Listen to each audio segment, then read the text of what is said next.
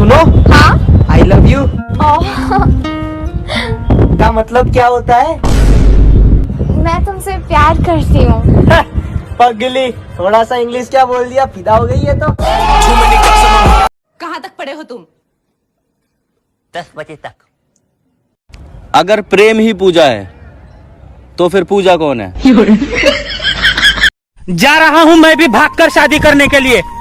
जिसको भी करनी है कल 10 बजे रिलायंस पेट्रोल पंप के पास आ जाना। तूने आपको सच्चा प्यार मिला अभी तक? सच्चा? हमें तो झूठा भी नहीं मिला। झूठा प्यार भी नहीं मिला। हमारे घर तो रिश्ते वाले आते हैं, बोलते हैं लड़का दिखाओ, लड़का दिखाओ, बोलते हैं डॉक्टर को दिखाओ।